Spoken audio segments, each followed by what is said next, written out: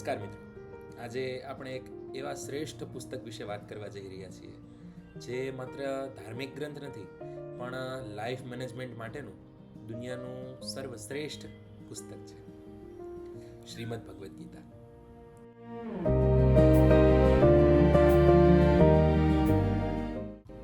આજથી લગભગ 5000 વર્ષ પહેલા યુદ્ધના મેદાનમાં જ્યારે અર્જુન મૂંઝવાણો હતો, વ્યક્તિગત ધર્મ અને સમષ્ટિ ધર્મના પ્રશ્નની વચ્ચે તે અટવાણો હતો, ત્યારે ભગવાન શ્રી કૃષ્ણ તેને જે ઉપદેશ આપ્યો તે 2026માં પણ આપણા જીવનની દરેક સમસ્યાઓ ઉકેલવા માટે સક્ષમ છે. પછી તે સ્ટ્રેસ હોય, કરિયર હોય કે પછી સંબંધ હોય, બધી જ સમસ્યાઓ ઉકેલવા માટે તે સક્ષમ છે. મહાભારતના યુદ્ધમાં જ્યારે અર્જુનને જોયું કે સામેના પક્ષે પોતાના જ સગા સંબંધીઓ, ગુરુઓ બધા જ ઊભા છે, ત્યારે તે હિંમત હારીને બેસી ગયો. ગાંડીવં સંસતે હસ્તાત કહીને બેસી ગયો.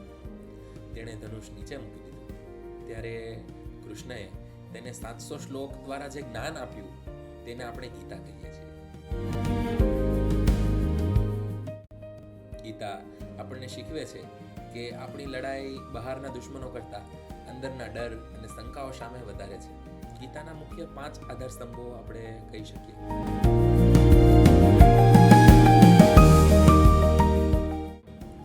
પહેલો, કર્મનો સિદ્ધાંત.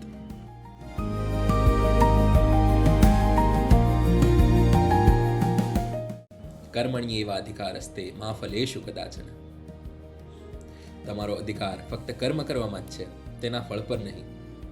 રિઝલ્ટની ચિંતા છોડીને મહેનત પર ધ્યાન આપો. જો તમે માત્ર ફળનો વિચાર કરશો તો તણાવ વધશે અને કામ બગડશે.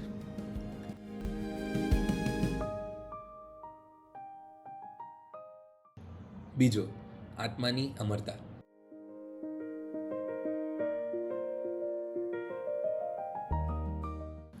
જે વિચારને સાથે લઈ ભગતસિંહ હસતા હસતા ફાંસીના માચડે ચડી ગયા તે એટલે નૈનમ છિદ્દન્તિ શસ્ત્રાણી નૈનમ દહતિ પાવક. મૃત્યુનો ડર કાઢી નાખો. આત્મા કાયમી છે. પરિવર્તન સંસારનો નિયમ છે, તેથી ગભરાવાની જરૂર નથી. જેમ સવારે ઉઠીને દરરોજ નાહીને આપણે કપડાં બદલીએ છીએ, તે જ રીતે આત્મા એક જન્મારો પૂરો થાય એટલે શરીર બદલે છે. એમાં કંઈ ગભરાવાની વાત નથી. મન પર નિયંત્રણ.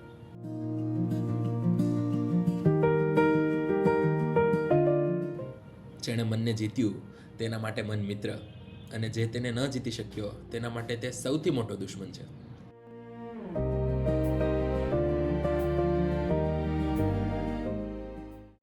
આત્મેવ હ્યાત્મનો બંધુર આત્મેવ રિપુરાત્મન.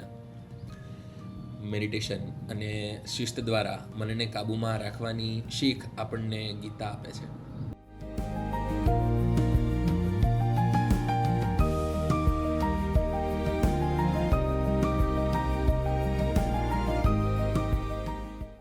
સ્થિત પ્રજ્ઞતા.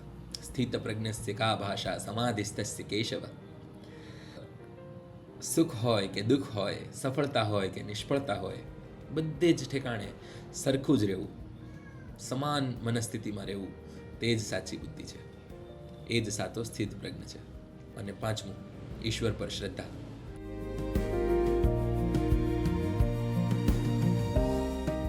જ્યારે બધું જ અશક્ય લાગે ત્યારે પૂરી મહેનત કરીને બધું જ ઈશ્વર પર છોડી દો. સર્વ ધર્માન પરિત્યજ્ય શ્રદ્ધા રાખ, શ્રદ્ધાવાન લભતે જ્ઞાનમ. તેથી આ 5 એ ગીતાના મૂળ સિદ્ધાંતો છે. ગીતા આની જેવા કેટલાય સિદ્ધાંતો આપણને આપે છે. આજના યુગમાં ગીતા માત્ર મંદિરમાં શોભા વધારવા માટે અથવા તો કોર્ટની અંદર કસમ ખાવા માટે જ વપરાતી હોય ને એવું લાગવા માંડ્યું છે. આજે આપણે એન્ઝાઇટી અને ડિપ્રેશન કેમ થાય છે?